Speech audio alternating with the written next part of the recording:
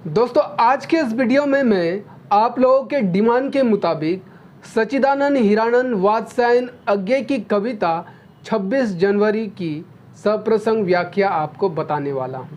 मैं आपको इस कविता का अर्थ भी समझाऊंगा और सबसे खुशी की बात साथ ही साथ मैं आपको इस कविता का नोट्स भी प्रोवाइड कराऊंगा ताकि आपके परीक्षा में इससे सप्रसंग व्याख्या पूछी जाए तो आपको कोई दिक्कत नहीं होगा। यहाँ मैं आपको बता दूं कि इस वीडियो में हम लोग सच्चिदानंद हीरानंद वात्स्यायन अज्ञे की व्यक्तित्व, कृतित्व या फिर उनकी काव्यगत विशेषताओं पर चर्चा नहीं करेंगे। मेरे ही चैनल पर अज्ञे की काव्यगत विशेषता वाली वीडियो ऑलरेडी अपलोडेड है और आपको इसकी आवश्यकता होगी क्योंकि ये कविता आपके सिलेबस में संकलित है। इट मीन्स कि अज्ञे से भी प्रश्न पूछा जा सकता है। तो आप मेरे चैनल के प्लेलिस्ट पर जाकर उस वीडियो को देख सकते हैं या फिर मैं डिस्क्रिप्शन पर लिंक दे दूंगा, आप वहां जाकर भी देख सकते हैं। देखना जरूर क्योंकि वहां से भी प्रश्न पूछा जा सकता है। तो आज हम लोग अज्ञे की कविता 26 जनवरी की सप्रसंग व्याख्या करके देखेंगे। तो चलिए बिना विलंब किए हुए आज के विषय को शुरू करते हैं। विषय को शुरू करने से पहले नमस्कार दोस्तों, दिस इज सागर विश्वकर्मा और आप सभी का मेरे way to learning SB channel में बहुत बहुत स्वागत है। कविता के सप्रसंग व्याख्या को समझने से पहले 26 जनवरी की इतिहास को थोड़ा सा संक्षिप्त में समझने का प्रयास करते हैं। आप सभी को पता होगा कि हम लोगों का देश जो है वो 1947 को आज़ाद हुआ, मतलब कि 1947 को हम लोगों को ब्रिटिश शासन से स्वतंत्रता प्राप्त हुई। लेकिन यहाँ पर यह सवाल उठा कि ब्रिटिश ने तो हमारे देश को आज़ाद कर दिया, लेकिन अब हमारे देश को चलाएगा कौन, मतलब देश का शासक कौन होगा।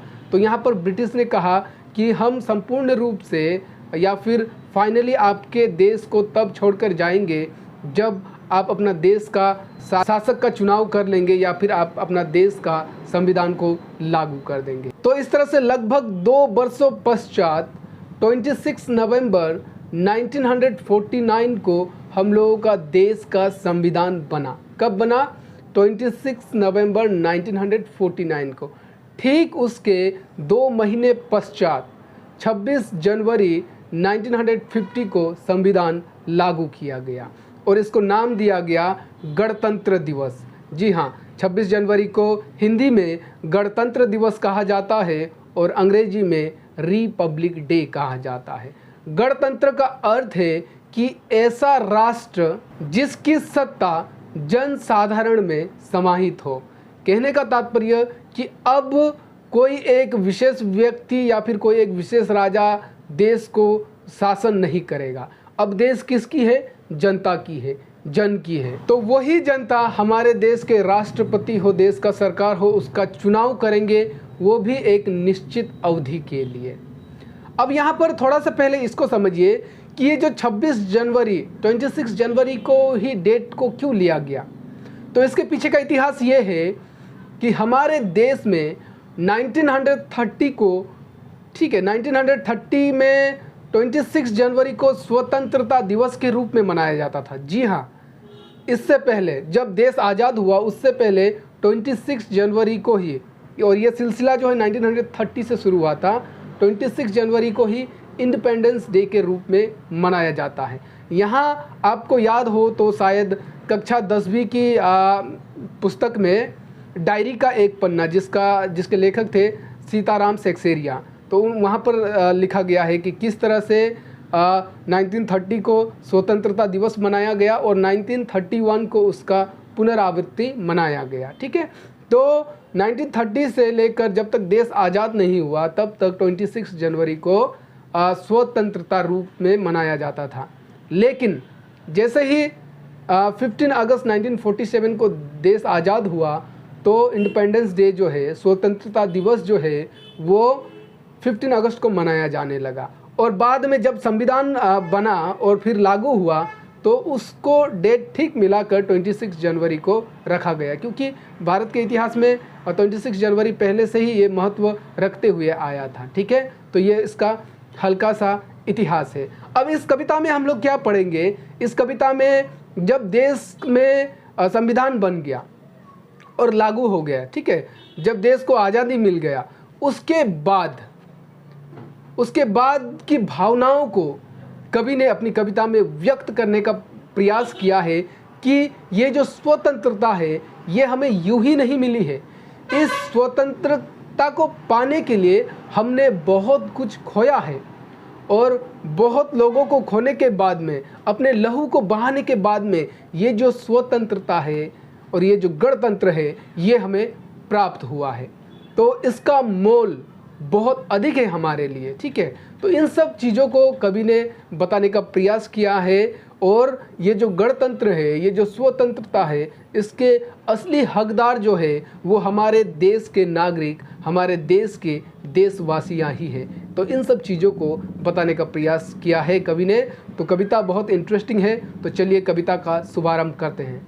तो सर्वप्रथम हम लोग कविता का पाठ करते हैं। आप लोगों को ज्ञात होगा कि मैं जब भी किसी कविता की सप्रसंग व्याख्या बताता हूं तो कविता को पाठ अवश्य कर लेता हूं। कविता को पढ़े बिना सप्रसंग व्याख्या बताए भी तो कैसे बताए। तो चलिए कविता का पाठ करते हैं।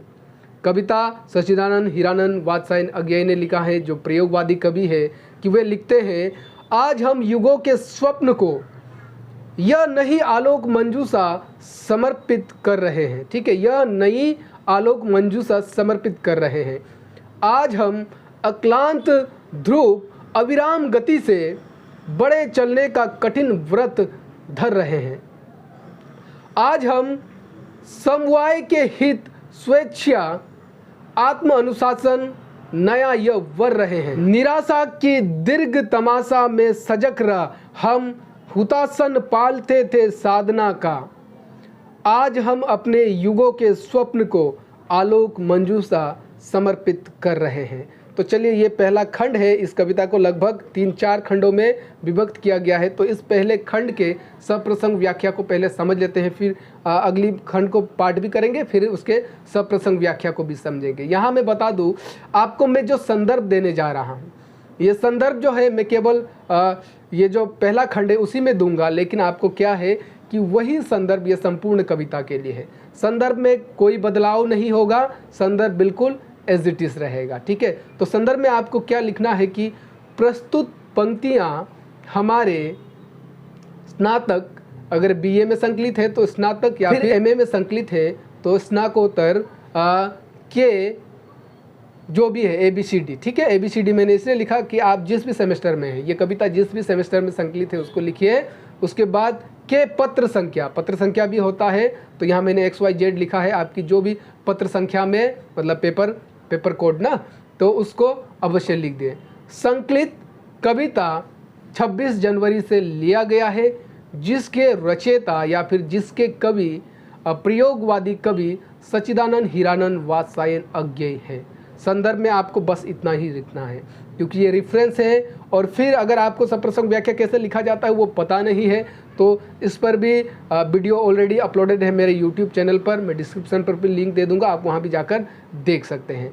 अब हम लोग प्रसंग लिखेंगे, प्रसंग बदल जाएगा। ठीक है, प्रसंग, हर खंड का प्रसंग जो है वो उसके अनुसार बदल जाएगा। संदर्भ सेम रहेगा। और यहाँ पर मैं क्या करूँगा, विशेष भी मैं अंतिम में दूंगा। सभी कविता के लिए मैं अंतिम में जो विशेष दूंगा वो बिल्कुल सभी के नीचे आप डाल दीजिएगा, वो हो जाएगा। तो संदर्भ और विशेष, इसमें कोई बदलाव नहीं होगा। बाकी प्रसंग और व्याख्या तो अवश्य बदलेंगे। तो प्रसंग में आप लिखिए कि स्वतंत्रता और गणतंत्र के लागू होने से पूर्व और पश्चात के भावनाओं को कवि ने व्यक्त किया है। भावना को कवि ने व्यक्त किया है। अब व्याख्या लिखिए। व्याख्या में आप विस्तार से लिखिए कि आज हम युगों का स्वप्न को यह नई आलोक मंजूषा समर्पित कर रहे हैं। हमने जो युगों से सपने देखे थे कई वर्षों से, ठीक है, ब्रिटिश जो है लगभग कई वर्षों से हमारे भारत में शासन कर रहे थे। तो भारतवासियों ने कई युगों से आज़ादी का स्वप्न को देखा था और अंततः अब देश आज़ाद हो गया। यहाँ पर देखिए, मैं एक्सप्लेन को थोड़ा सा बहुत ही विस्तार के साथ में करूँगा। नोट्स जो है संक्षिप्त में दूंगा, फिर आप ये मत सोचिए कि सर ने नोट्स में तो ऐसा लिखा ही नहीं है, लेकिन बोल तो कुछ और ही रहे हैं। मैं जब बोल रहा हूँ, एक्सप्लेन कर रहा हूँ, तो मैं विस्तार के साथ में करूँगा। लेकिन नोट्स क्योंकि आपको लिखना है तो उसमें आप बहुत ज़्यादा विस्तार से नहीं लिख सकते। वहाँ पर आप मेन चीज़ों को लिख देंगे, बिल्कुल लाइन टू लाइन लिख देंगे तो भी काफ़ी हो जाएगा। तो भारतवासियों ने जो युगों से सपना देखा था, किस चीज़ का सपना? आज़ाद होने का सपना। और अब देश को स्वतंत्रता जो है प्राप्त हो गई है। अब जैसे ही देश को स्वतंत्रता प्राप्त हुई तो देश में एक प्रकाश सा छा गया। प्रकाश छाने, यहाँ आलोक मंजूषा का अर्थ होता है कि प्रकाश की पिटारी, ठीक है। तो मतलब अब देश में अंधकार नहीं रहा, अब देश अपना है, देश में अब किसी का शासन नहीं है। तो एक प्रकार से भारत में अब कोई भी अंधियारा नहीं रहा है, यहाँ प्रकाश आ गया है। तो ये प्रकाश की पिटारी हम देश के नागरिकों को, देशवासियों को समर्पित करते हैं। आज हम अक्लांत ध्रुव अविराम गति से बढ़े चलने की कठिन व्रत धर रहे हैं, क्योंकि अब हमारा भारत जो है वो आज़ाद हो चुका है और देश में संविधान भी लागू हो चुका है। तो हम बहुत ज़्यादा प्रसन्न हैं। तो अब हम बिना उदासी के, बिना थके हुए, अटल होकर निरंतर इसी तरह आगे बढ़ते रहने का कठिन व्रत को धारण करते हैं। कठिन व्रत मतलब कठिन वादा को धारण करते हैं, मतलब कि क्योंकि अब देश आज़ाद हो चुका है और संविधान भी लागू हो चुका है, देश का अपना संविधान लागू हो चुका है। तो अब उदासी की भावना नहीं है और बहुत ज़्यादा प्रसन्न है, उदासी की भावना नहीं है और इसी तरह निरंतर आगे बढ़ते रहने का वो लोग वादा करते हैं, कसम खाते हैं। फिर आगे कवि कहते हैं कि आज हम लोग सबके हित के लिए और स्वयं से निर्मित, यहाँ पर लिखा गया है आत्म अनुशासन। आत्म अनुशासन का मतलब है कि स्वयं निर्मित विधि व्यवस्था को धारण करते हैं, उसका संकल्प लेते हैं। अब ये जो गणतंत्र था, ये जो संविधान था, वो भारत की अपनी है और खुद के द्वारा बनाए गए इस विधि व्यवस्था का वो लोग संकल्प लेते हैं। फिर आगे कवि कहते हैं कि जब हम लोग गुलाम थे तो हमारे ऊपर निराशा छाई हुई थी, लेकिन उस निराशा में भी हमने धैर्य को धारण किया और उस निराशा में भी हम लोगों ने आज़ादी पाने के लिए संघर्ष किया और इस आज़ादी को पाने के लिए हम लोगों ने बहुत कुछ सेक्रीफाइस भी किया है, बहुत कुछ खोया भी है। और आज अंततः जाकर हमारी ये बरसों का स्वप्न जो था, आज़ादी का जो स्वप्न था, स्वतंत्रता का जो स्वप्न था, वो पूरा हुआ और आज इस प्रकाश की मंजूषा को हम देशवासियों को, देश के नागरिकों को समर्पित करते हैं, क्योंकि ये आज़ादी का जो हकदार है वे देश के निवासी ही है, देश के नागरिक ही है। तो समर्पित करने का मतलब है कि ये जो आज़ादी है, यहाँ पर जो प्रकाश की पिटारी कही गई है, ये प्रकाश की पिटारी मतलब कि आज़ाद भारत की बात हो रही है, ठीक है। ऐसा भारत जिसमें अब किसी का शासन नहीं है, तो उसी को यहाँ पर कवि ने, प्रयोगवादी कवि है क्योंकि आगे जो तो अलग अलग प्रकार से प्रयोग करके उन्होंने बताने का प्रयास किया है। तो ये जो आज़ाद भारत है, ये अब किसको डेडिकेट कर रहे हैं? भारत के वासियों को डेडिकेट कर रहे हैं, उन्हें ही समर्पित कर रहे हैं। तो पहली खंड में आप इतना लिख देंगे तो हो जाएगा, विशेष को मैं अंत में दूंगा। अब दूसरे खंड को समझने का प्रयास करते हैं। सुनो है नागरिक, अभिनव सभ्य भारत के नए जनराज्य के, सुनो ये मंजूषा तुम्हारी है, पला है आलोक चिर दिन ये तुम्हारे स्नेह से, तुम्हारे ही रक्त से। तुम ही दाता हो, तुम ही होता, तुम ही यजमान हो, यह तुम्हारा पर्व है। भूमि सूत इस पुण्य भू की प्रजा, सृष्टा तुम्ही हो इस नए रूपाकार के। तुम्ही से अद्भुत होकर बल तुम्हारा, साधना का तेज तप की दीप्ति, तुमको नया गौरव देता है, तुमको नया गौरव दे रही है, ये तुम्हारे ही कर्म का प्रस्फुटन है। नागरिक जय, प्रजा जन जय, राष्ट्र के सच्चे विधायक जय। तो यहाँ पर आप संदर्भ तो सेम रहेगा, प्रसंग में आप लिखिए कि देश के नागरिक तथा उनके बलिदान का वर्णन किया गया है, ठीक है, कि देश को आज़ाद कराने में देशवासियों ने क्या क्या बलिदान दिया है और कैसे करके ये आज़ादी जो है वो हमें प्राप्त हुई है, उसको बताने का प्रयास किया गया है। व्याख्या में लिखे कि प्रस्तुत पंक्तियों में कवि अज्ञेय जो है भारत के देशवासी, भारत के निवासी, भारत के नागरिक को संबोधित करते हुए कहते हैं कि सुनो इस देश के नागरिक, किस देश के? सभ्य भारत के। नए भारत के, नव भारत के। अब ये जो भारत है हमारे सामने वो सभ्य है, सिविलाइज्ड है, और ये नव भारत है, ये नया भारत है, और ये जन राज्य की भारत है। तो इस भारत में जो ये अब हम लोगों को जो प्रकाश की पिटारी मिली है, ठीक है, जो प्रकाश की पिटारी मिली है, मतलब ये जो आज़ादी मिली है, ये तुम्हारा है। ये जो स्वतंत्रता रूपी प्रकाश है, ये जो आज़ाद भारत है, वो भी तुम्हारी है। सुनो ये पला है आलोक चिर दिन, ये तुम्हारे स्नेह से तुम्हारे ही रक्त। ये स्वतंत्रता रूपी प्रकाश जो है वो तुम्हारे ही कारण पल्लवित हुई है, तुम्हारे ही कारण प्राप्त हुई है, क्योंकि तुमने अपने रक्त बहाकर इस स्वतंत्रता को हासिल किया है। इस स्वतंत्रता को जन्म देने वाले भी तुम हो, होम करने वाले भी तुम हो। मतलब कि होम का मतलब होता है हिंदुओं में जैसे होम किया जाता है ना, तो यहाँ होम से तात्पर्य है कि तुम लोगों ने बड़े संघर्ष करके इस स्वतंत्रता को पाया है। उसी तरह अब यज्ञ करने वाले भी तुम हो। यज्ञ मतलब उस होम पे जो यज्ञ करता है वो भी तुम हो। यहाँ पर कहने का प्रयास कर रहे हैं कि इसके जन्मदाता भी तुम हो, क्योंकि भारत को स्वतंत्र कराने के लिए तुम्हारे ही संघर्ष से ये हो पाया है। अब इस भारत पर शासन भी जो है वो तुम ही करोगे। अब ये भारत में जो स्वतंत्रता के पश्चात ये जो उत्साह रूपी जो त्योहार पर्व आया है, इसके हकदार भी तुम हो, और ये त्योहार, ये खुशी का त्योहार, ये खुशी का पर्व है, ये भी तुम्हारा ही है। तो ये भारत के नागरिकों को संबोधित करते हुए कवि कह रहे हैं। फिर आगे कहते हैं कि कवि इस देश के निवासी है, इस देश के नागरिक, इस देश के प्रजा भी अब तुम ही हो, और इस देश के शासक भी तुम ही हो।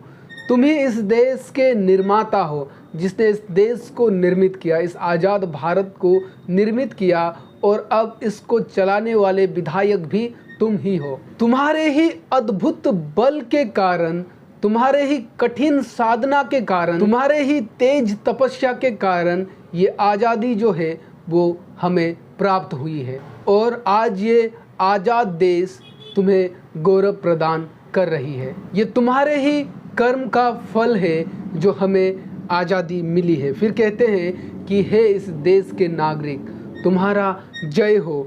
हे इस देश के प्रजा कौन है? अब देश का जनता ही है, तो तुम्हारा भी जय हो। और फिर अंत में कहते हैं कि इस राष्ट्र के सच्चे विधायक, सच्चे शासक जो हो वो तुम खुद हो, जनता तुम स्वयं हो, तो तुम्हारा भी जय है। तो इन पंक्तियों का अर्थ यही है। अब अगले पंक्तियों को देखते हैं। अगली पंक्तियाँ कुछ इस प्रकार है। हम आलोक मंजूषा समर्पित कर रहे हैं, और मंजूषा तुम्हारी है, और ये आलोक तुम्हारे ही अडिग विश्वास का आलोक है, किंतु रूपाकार यह केवल प्रतिज्ञा है। उत्तरोत्तर लोक का कल्याण ही है साध्य, अनुशासन उसी के हेतु है। तो यहाँ पर प्रसंग में आप लिखिए, संदर्भ तो सेम ही रहेगा, बार बार मैं इस पंक्ति को नहीं दोहराऊंगा। इसमें दूसरा प्रसंग में आप लिखिए कि भारतवासियों को उनकी प्रतिज्ञा का स्मरण करा रहे हैं, ठीक है, क्योंकि हम लोगों ने जो प्रतिज्ञा ली थी, कहीं ऐसा ना हो कि आज़ादी के बाद में ये प्रतिज्ञा जो है वो हम भूल जाए। तो इसलिए उस प्रतिज्ञा का स्मरण कराते हुए कवि कहते हैं कि हम आलोक मंजूषा समर्पित कर रहे हैं। ये जो आज़ाद भारत है हम देश के नागरिकों को समर्पित कर रहे हैं, क्योंकि ये जो प्रकाश की पिटारी है, ये जो आज़ाद भारत है वो तुम्हारा ही है, और तुम ही इस पर तुम्हारा ही हक है। और ये जो प्रकाश है वो तुम्हारे ही अटल विश्वास से आया है। अटल विश्वास मतलब कि बहुत कुछ निराशा झेलना पड़ा भारत को। मुग़लों ने कई वर्ष शासन किया, फिर ब्रिटिश आए, ईस्ट इंडिया कंपनी ने कई वर्ष शासन किया, तो फिर भी ये अटल विश्वास उनके मन में था कि एक ना एक दिन हम भारत को आज़ाद कराएंगे। तो ये उस अटल विश्वास का ही नतीजा है, फल है कि भारत जो है वो आज़ाद हो पाए। लेकिन फिर आगे कवि कह रहे हैं कि किंतु हे देश के नागरिक, हमारी प्रतिज्ञा मात्र इतनी नहीं है। हमारी प्रतिज्ञा केवल स्वतंत्र मात्र नहीं है। हमारी प्रतिज्ञा क्या है कि इस देश के प्रत्येक व्यक्ति का कल्याण हो। इस देश में हर एक व्यक्ति का, हर एक पर्टिकुलर इंसान का कल्याण हो। हमारी प्रतिज्ञा ये है। और हमने ये जो अपना देश में नया संविधान लागू किया है, ये भी इसीलिए कि देश के हर एक व्यक्ति का, हर एक जनता का, जन का कल्याण हो, लोग का कल्याण हो। तो इस प्रतिज्ञा को कभी भी भूलना नहीं। ओके, अब अगली और अंतिम खंड को देखिए कि यह प्रतिज्ञा ही हमारा दाय है लंबे युगों की साधना का, जिसे हमने धर्म जाना। स्वयं अपनी अस्थियां देकर हमी ने असत पर सत की विजय का मर्म जाना। संपुटित कर हाथ जिसने गोलियां निज वक्ष पर झेली, समन कर ज्वार हिंसा का, उसी के तन शीस धीरज को हमारे स्मित चीर संस्कार ने सच्चा कृति का कर्म जाना। साधना रुकती नहीं, आलोक जैसे नहीं बंधता, यह सुघुर मंजूसा भी झर गिरा सुंदर फूल है पतकुल का। माग पत की इसी से चुकती नहीं, फिर भी बीन लो ये फूल, स्मरण कर लो इसी पथ पर गिरे सेनानी जय की जय को। ठीक है, बढ़ चलो फिर शोध में अपने उसी धुंधले युगों के स्वप्न की, जिसे हम आलोक मंजूसा समर्पित कर रहे हैं। आज हम अपने युगों के स्वप्न को यह नई आलोक मंजूसा समर्पित कर रहे हैं, ये नई आलोक मंजूसा समर्पित कर रहे हैं। तो अब इसके प्रसंग में आप लिखिए कि देश के उन्नति में निरंतर आगे बढ़ते रहने की प्रेरणा जो है वो कवि दे रहे हैं। यह प्रतिज्ञा ही हमारा दाय है लंबे युगों की साधना का, जिसे हमने धर्म जाना। जो हमने देश को आज़ाद दिलाने के लिए जो युगों युगों से साधना की थी, उस साधना का ही प्रतिफल है ये प्रतिज्ञा, जिसे हमने अपना धर्म मानकर संघर्ष किया, जिसे हमने अपना धर्म माना और धर्म जाना। हमने अपनी अस्थियां देकर इस आज़ादी को पाया है। हमने अपनी अस्थियां देकर असत्य पर सत्य का विजय को पाया है। यहाँ पर कवि जो है वो दधीची का याद दिला रहे हैं। दधीची जो है एक ऋषि मुनि थे। तो जब इंद्र उनसे उनकी हड्डियों को कोई हथियार बनाने के लिए जब उनसे मांगने आते हैं, तो वे स्वयं के पूरे अस्थियां को जला देते हैं, अस्थियां तक दान कर देते हैं। ठीक उसी तरह से भारत के नागरिकों ने भी बहुत बलिदान दिया है, बहुत लोगों ने अपने प्राणों की आहुति दी है, तब जाकर ये आज़ादी हमें प्राप्त हुई है, तब जाकर कहीं असत्य पर सत्य की जीत हुई है। फिर अगली पंक्ति में कवि कहते हैं कि हमने हाथ भी जोड़े हैं, आज़ादी के लिए हाथ भी जोड़े हैं। यहाँ पर वो महात्मा गांधी को याद कर रहे हैं। महात्मा गांधी अहिंसा के मार्ग पर चलते थे, ठीक है, लेकिन महात्मा गांधी का भी देश को आज़ाद कराने में बहुत बड़ा योगदान है। अहिंसा के मार्ग पर चलकर उन्होंने देश को आज़ाद कराया। फिर आगे कहते हैं कि सीने में गोली तक खाई है। यहाँ पर भगत सिंह, चंद्रशेखर आज़ाद जैसे स्वतंत्रता सेनानियों को याद कर रहे हैं कि इस आज़ादी को पाने के लिए देश के कई युवकों ने, देश के कई जनताओं ने अपने सीने पर गोली तक खाई है। इस तरह से हमने उन लोगों का हिंसा को झेला है, हिंसक के हिंसा को हम लोगों ने झेला है, और उन सब के कर्म को, उन सब के बलिदान को हम लोगों ने संस्कार के रूप में महसूस किया है। फिर आगे कवि कहते हैं कि ये जो साधना का पथ है, ये जो साधना का मार्ग है, यह अनंत है, ये कभी रुकती नहीं। अनंत का मतलब जिसका कभी अंत नहीं है। उसी तरह आलोक जैसे नहीं बनती, उसी तरह सूर्य के किरण को, प्रकाश को आप बांध नहीं सकते, उसी तरह हमारी ये जो साधना है ये भी अनंत है, इसका भी कोई अंत नहीं है, और इस प्रकाश को भी कोई बांध नहीं सकता। मतलब कि अब हमारे देश में फिर कोई शासन कर नहीं पाएगा। और आज़ादी के बाद ये जो प्रकाश की पिटारी आज़ाद भारत जो हमें प्राप्त हुई है, उसके मार्ग पर कहीं वृक्ष से, फूल के वृक्ष से एक फूल गिरकर पथ के बीच में, मार्ग के बीच में पड़ा हुआ है। लेकिन इस फूल को देखकर तुम ये मत समझना कि तुम्हारा ये जो यात्रा है वो समाप्त हो गया है। जैसे ही तुमने पथ पर फूल देख लिया, फूल एक खुशहाली का प्रतीक है, तो उसको देखकर ये मत समझना कि तुम्हारी यात्रा जो है वो समाप्त हो गई है। तुम्हें निरंतर इस यात्रा पर आगे बढ़ते रहना है, देश को प्रगति के शिखर तक ले जाना है। तो तुम्हें रुकना नहीं है। भले ही देश आज़ाद हो गया, भले ही देश में गणतंत्र संविधान लागू हो गया, लेकिन तुम्हें इसी तरह निरंतर देश के प्रगति के लिए, जन के कल्याण के लिए, लोक के कल्याण के लिए आगे बढ़ते ही रहना है। लेकिन क्योंकि ये बहुत कठिन परिश्रम, कठिन बलिदान के बाद में यह आज़ादी हमें प्राप्त हुई है, ये फूल हमें प्राप्त हुई है, तो इस फूल का आनंद भी अवश्य ले लो। और इस फूल का आनंद लेते हुए उस स्वतंत्रता सेनानियों को याद करो जिसने इस आज़ादी को दिलाने के लिए अपने प्राणों तक की आहुति दे दी है। तो उनका स्मरण करो, उनको याद करो। फिर उसके बाद हमने देश को राम राज्य की तरफ बनाने के लिए जो युगों युगों से सपना देखा था, उस सपने को साकार करने के लिए इस मार्ग पर फिर से आगे बढ़ चलो। फिर से अंतिम पंक्तियों में आगे कह रहे हैं कि हे देश के नागरिकों, हे देश के निवासियों, ये जो प्रकाश की पिटारी है, ये जो आज़ाद भारत है, वो हम देश के जनता को, देश के नागरिकों को समर्पित करते हैं। और इसी तरह से युगों युगों से जो हमने सपना देखा था देश को आज़ाद बनाने का, देश में उन्नति लाने का, उस सपना को साकार करने के लिए हम फिर से इसी तरह निरंतर आगे बढ़ते हैं। और ये देश की आज़ादी, ये देश की स्वतंत्रता हम तुम्हें समर्पित करते हैं। तो कविता इतना ही है दोस्तों। विशेष में आप लिखिए, राष्ट्र प्रेम और देशभक्ति की भावना से परिपूर्ण कविता है। ठीक है।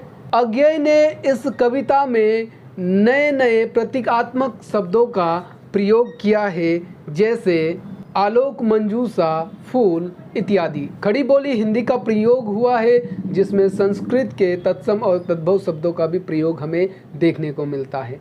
प्रयोगवादी कविता है। ठीक है, क्योंकि अज्ञेय जो है वो प्रयोगवादी कवि है, तो ये इस कविता में बहुत नए नए प्रतीकात्मक बिंबों का प्रयोग हुआ है।